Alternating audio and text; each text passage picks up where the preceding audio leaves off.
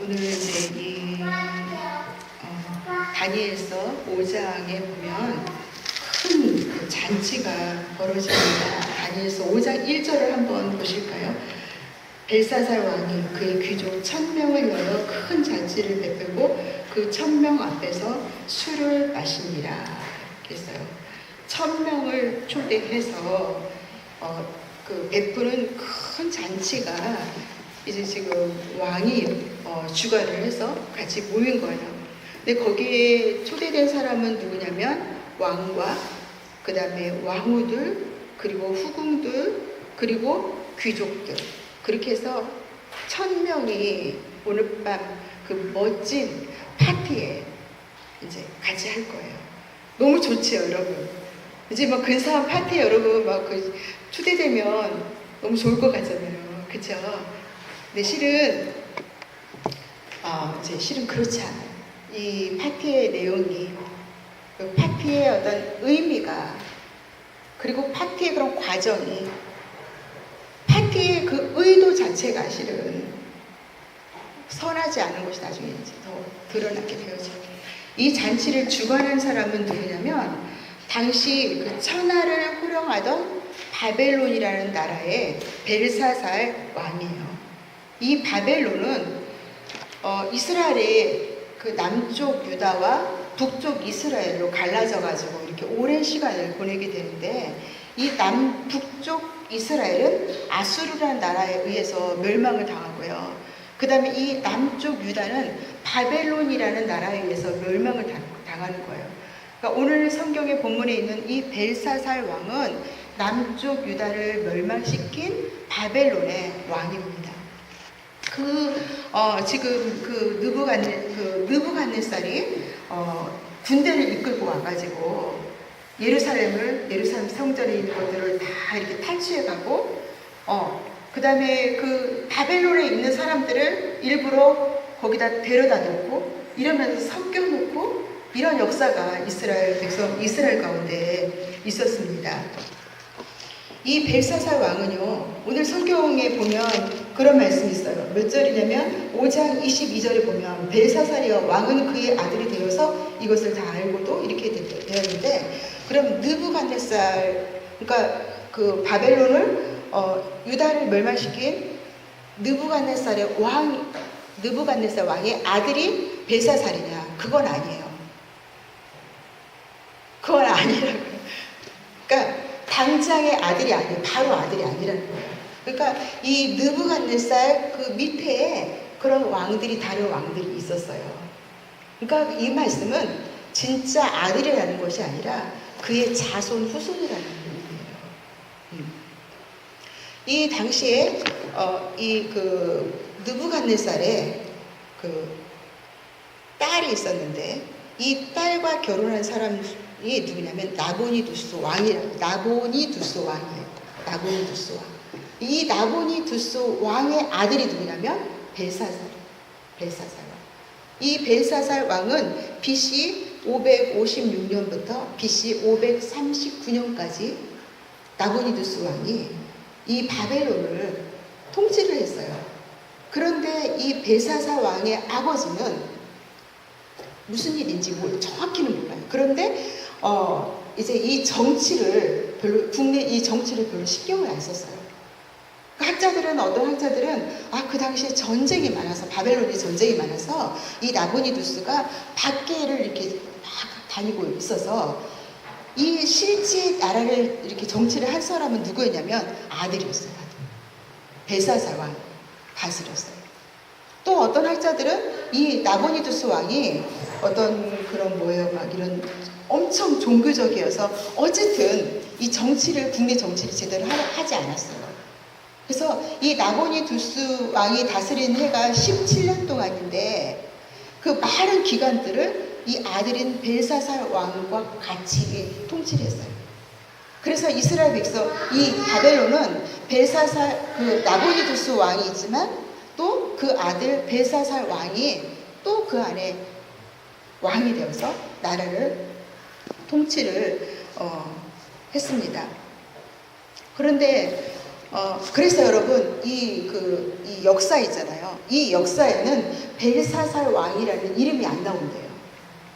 그러니까 나보니두스, 느부갓네살은 이 역사에 기록이 있는데, 바벨론에 기록이 있는데 벨사살 왕은 이름이 없어요. 그래서 사람들이 이거 성경이 이게 지금 무슨 신화냐? 왜 분명히 바벨론에 벨사살 왕이 이렇게 있고 이런 역사가 있는데 왜 없냐라고 이렇게 처음에 의심하는 경우들이 있었는데, 이것을 이렇게 이제 이렇게 탐사하시는 분들이 이라크인가요? 거기 옛 바벨론에 거기에서 그거를 비문을 발견했어요. 근데 그 비문에 뭐라고 했었냐면 나보니두스 왕과 그의 아들 벨사살 왕을 위한 기도문. 그게 이제 발견이 된 거예요. 근데 어쨌든 이런 학자들은 벨사살 왕이 그 아버지와 더불어서, 그 아버지 시대에 더불어서 그렇게 이제 나라를 다스렸다라고 그렇게 보고 있습니다. 그런데 이 지금 바벨론에, 그러면 그날 잔치를 벌이는 날, 그날의 그런 바벨론의 상황이 어땠느냐? 아주 평온했을까? 실은 아니에요. 이 나라는 지금 포위되어 있었어요. 메대와 바사, 페르시아군이 지금 이곳을 좀 포위하고 있었어요. 그러니까 아주 잔치를 즐길 만한 그러한 시기가 아니었어요. 역사적으로 볼 때.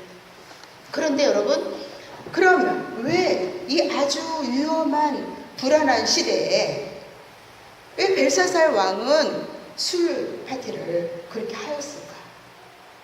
왜 술 파티를 그렇게 하였을까?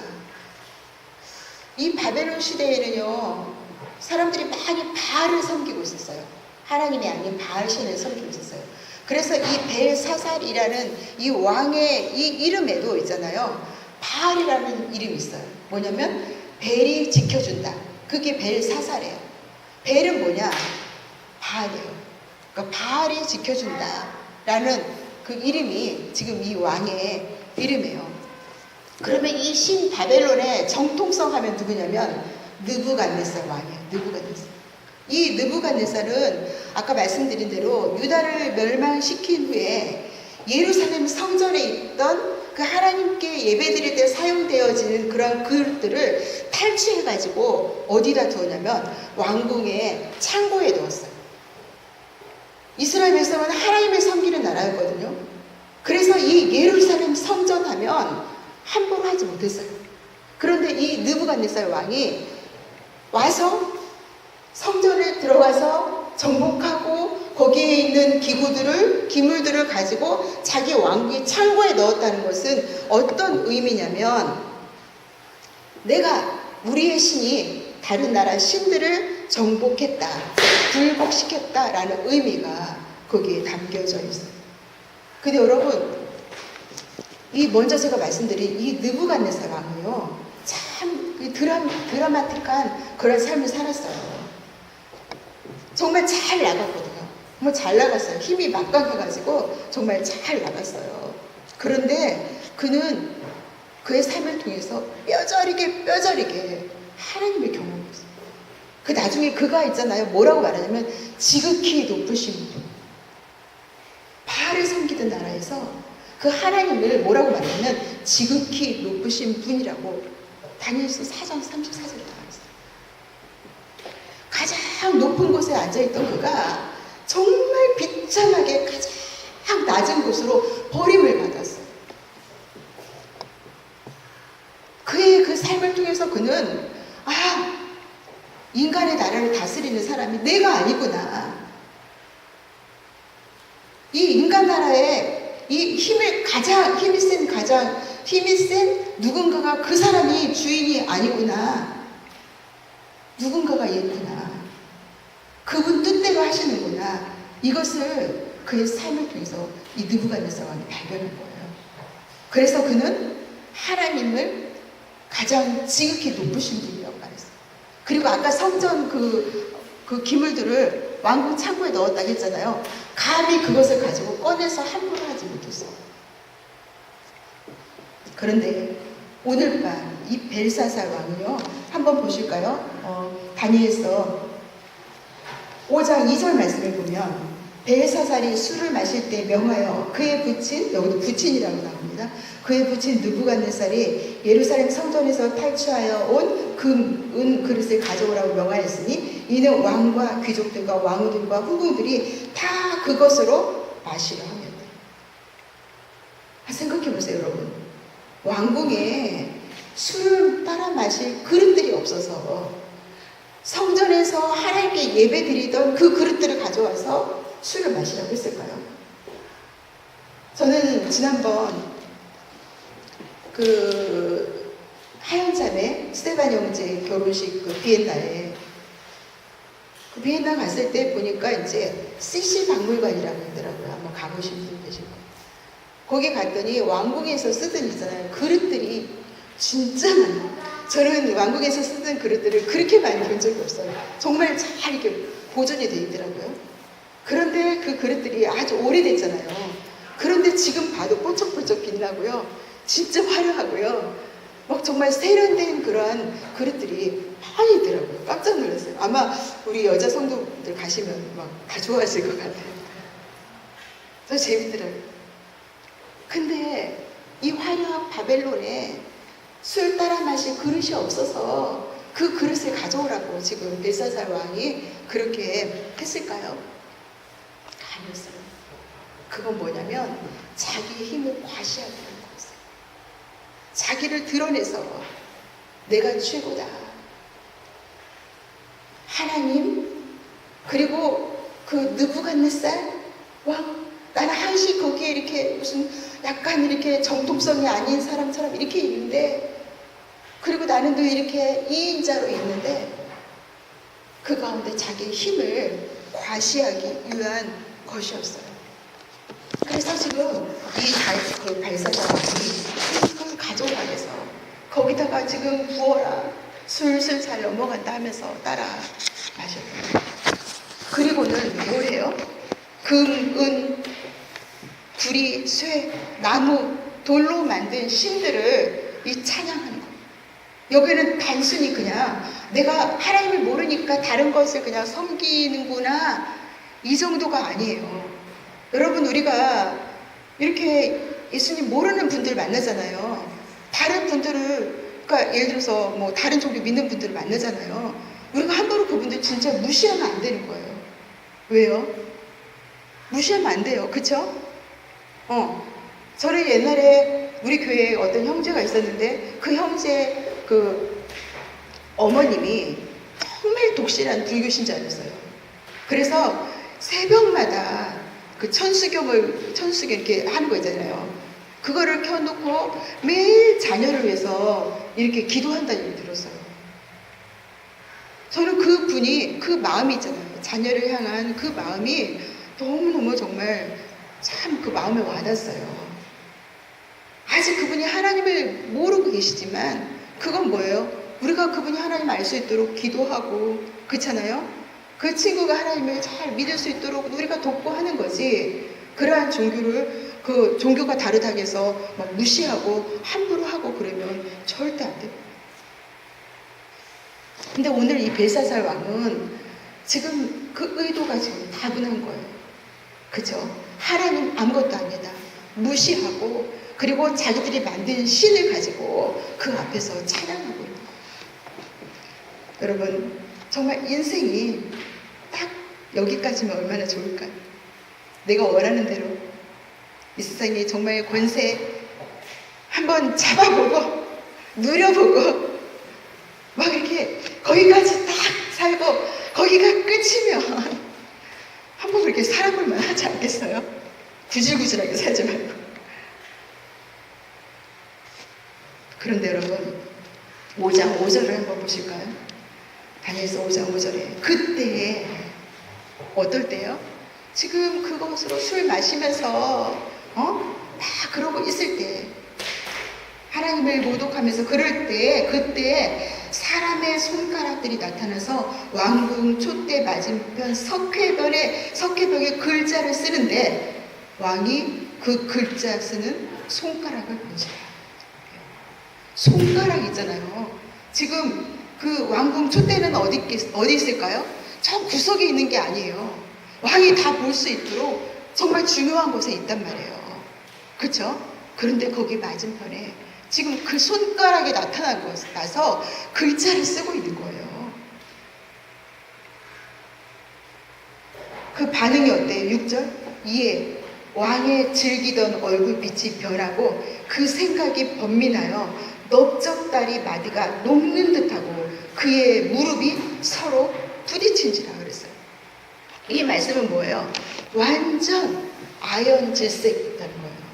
정말 이 말은 갑자기 그 술에 취해 있는 그때에 뭔가 손가락이 나타나서 이렇게 글자를 쓰는데 이 모습을 보고 얼굴빛이 너무 놀라서 얼굴빛이 창백하고 공포에 사로잡힌 것을 말하는 거예요. 마음이 두렵고 고통스러웠어요. 이 다리 있잖아요. 허리 여기에 다리에 이 허벅지 힘이 빠지면 어떻게 해요? 힘이 없겠죠. 그 놀래가지고 어때요? 막 부딪히는 거예요. 자기들끼리 막 소리 나는 부딪히는 거예요. 지금 왕이 지금 이렇게 되어진 거예요. 그리고 그 다음에 말씀을 보면 7절 왕이 크게 소리질러 술객과 갈대아 술사와 점쟁이를 불러오게 하고 바벨론의 지혜자들에게 말하되 누구를 막론하고 이 글자를 읽고 그 해석을 내게 보이면 자주색 옷을 입히고 금사슬을 그의 목에 걸어주리니 그를 나라의 셋째 통치자로 삼으리라 그랬어요. 그죠? 8절 그때 왕의 지혜자가 다 들어왔어요. 능히 그 글자를 읽지 못하며 그 해석을 왕께 알려주지 못했어요. 그러니까 9절에 그러므로 벨사살 왕이 크게 번민하여 그의 얼굴빛이 변하였고 귀족들도 다 놀랐어요. 그 즐겁던 잔치 자리가 아수라장이 된 거예요.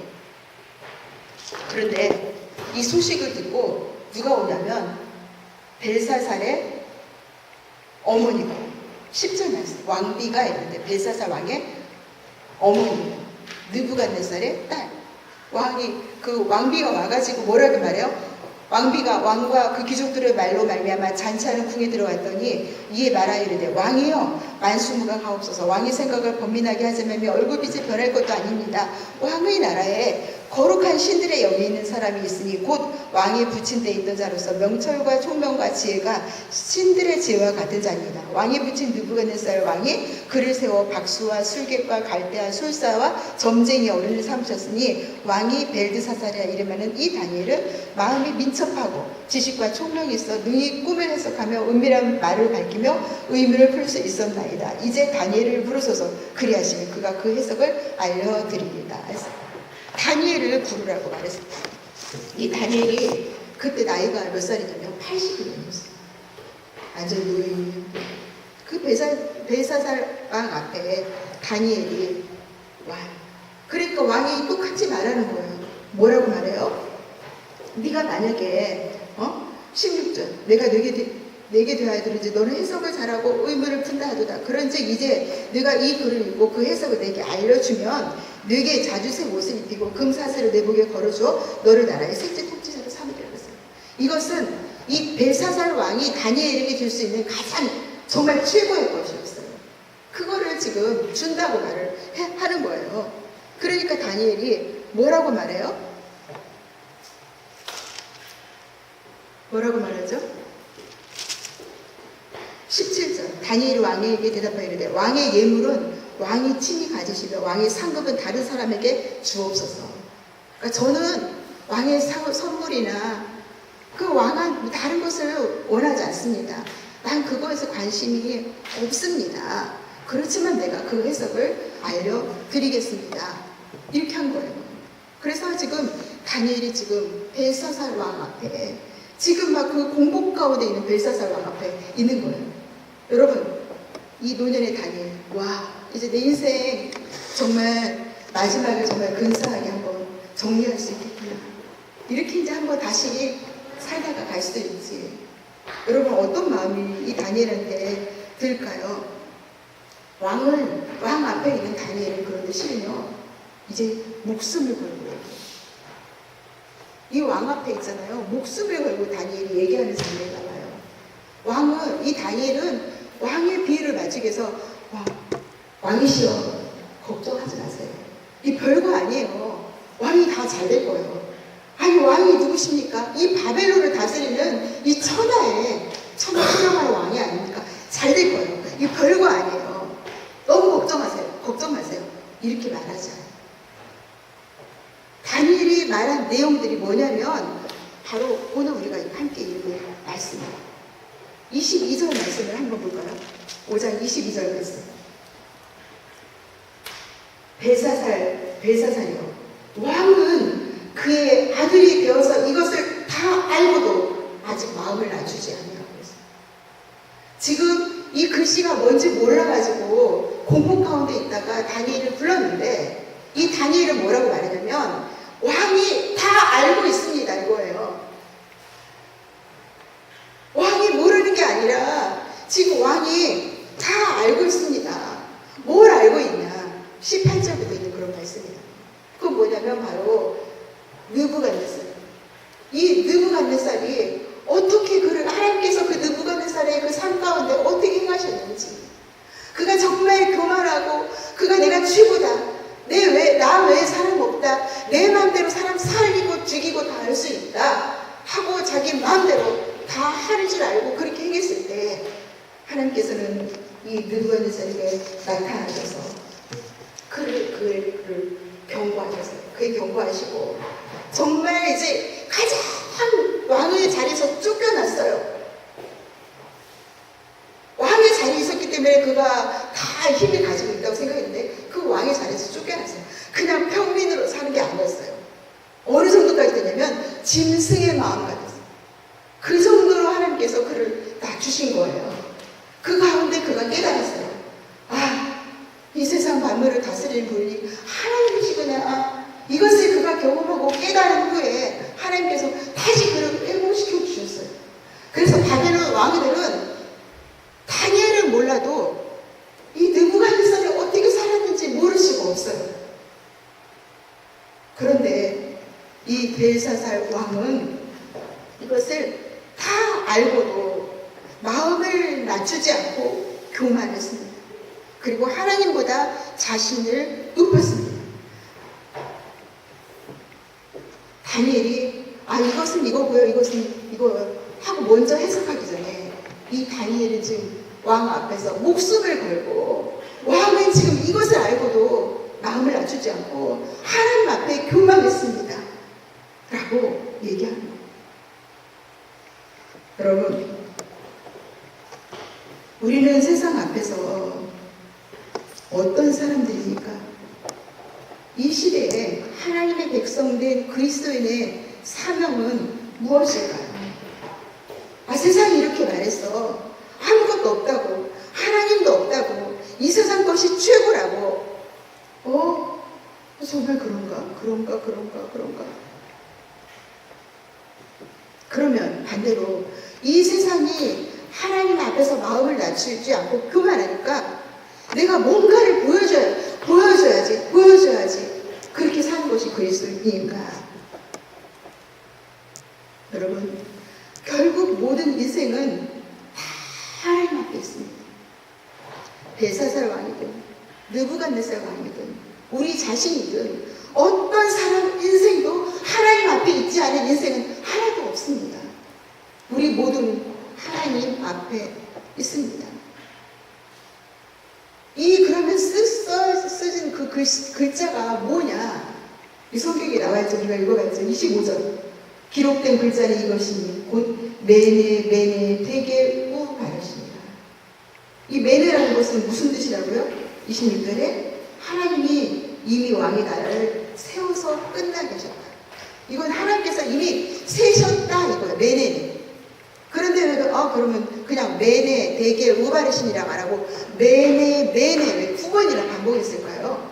그죠? 이미 다 끝났다는 거예요. 하나님이 다 세셔서 끝났다는 거예요. 그렇게 지금 쓴 거예요. 메네. 그러면 이 베겔이라는 말은 무슨 뜻일까? 이건 저울에 달렸다는 거예요. 저울에 달아보니까 가볍다는 거예요. 살이 빠졌구나. 이런 뜻이 아니에요. 정말 모자란다는 거예요. 저울에 모자란다는 거 재어보니까.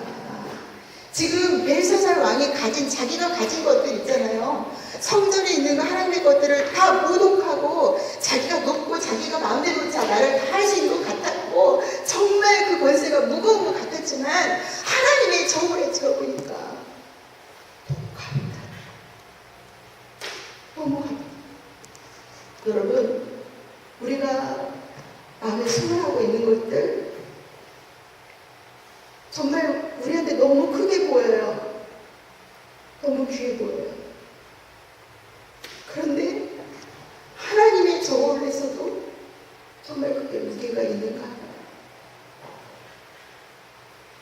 벨사살 왕은 정말 그렇게 잘 산다고 살았지만 하나님의 저울에 재어보니까 모자.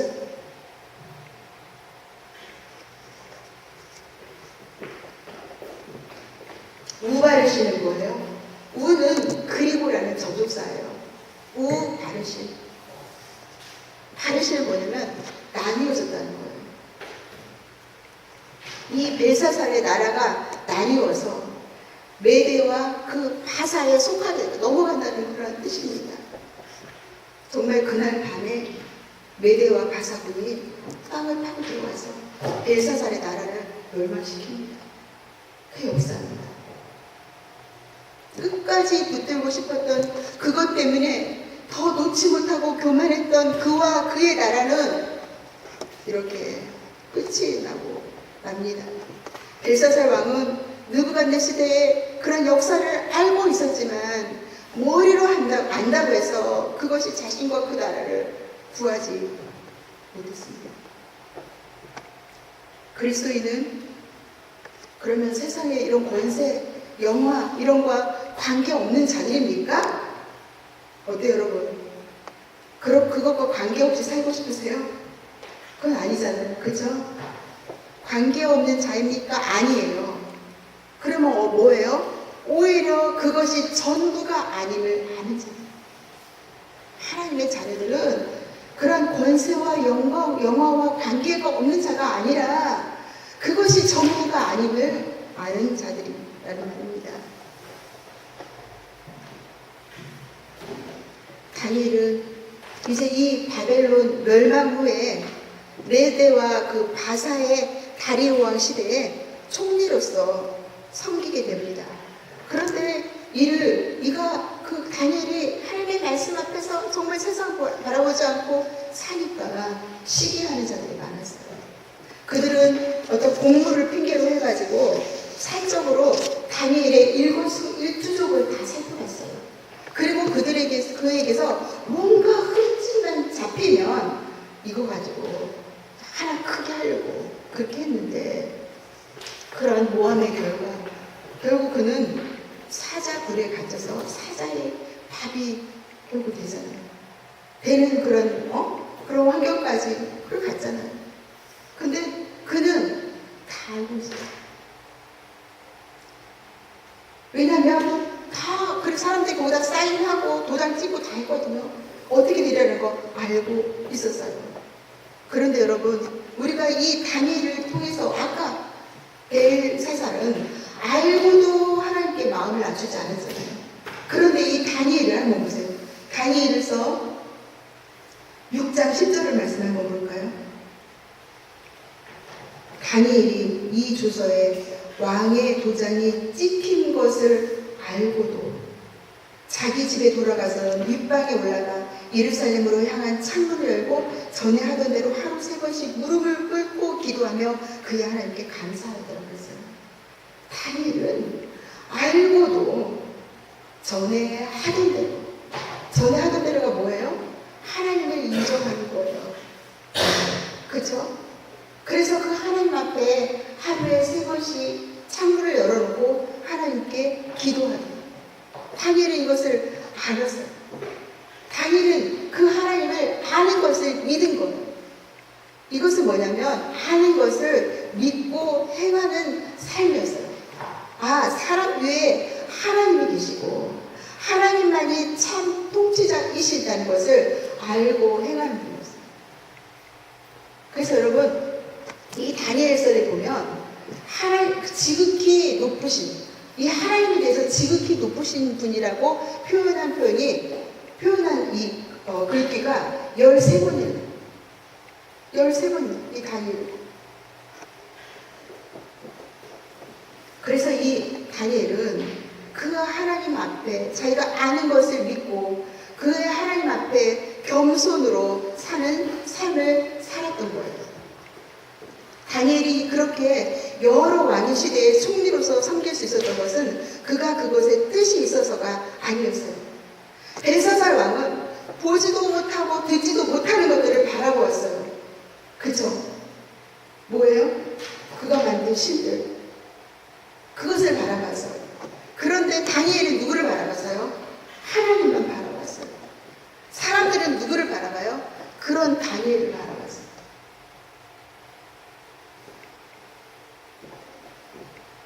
여러분, 그리스도의 사명이 무엇인지 좀 그려지시나요?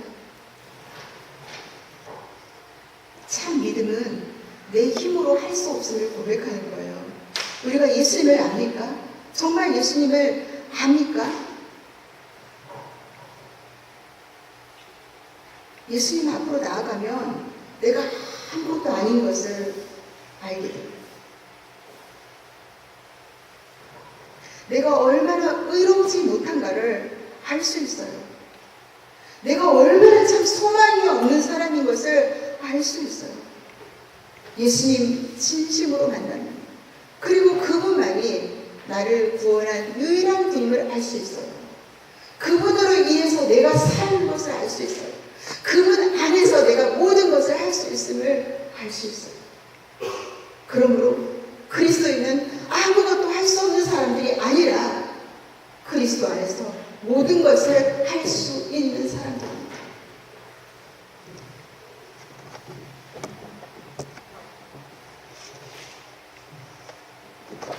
여러분, 그 철로역정의 저자인 그 존 버넌, 그의 아내 이름이 마리아인데요. 마리아가 그 결혼에 혼숙감으로 준비한 게 뭐였는지 아세요? 저는 이거를 제가 책을 읽으면서 생각을 하니까 결혼을 너무 많이 해간 것 같아요. 농담입니다. 같이 살아야 되니까 같이 준비한 거죠. 이 존 버넌의 아내는요, 결혼의 혼숙감으로 뭐를 준비하느냐면 2권의 책을 준비했다고 해요.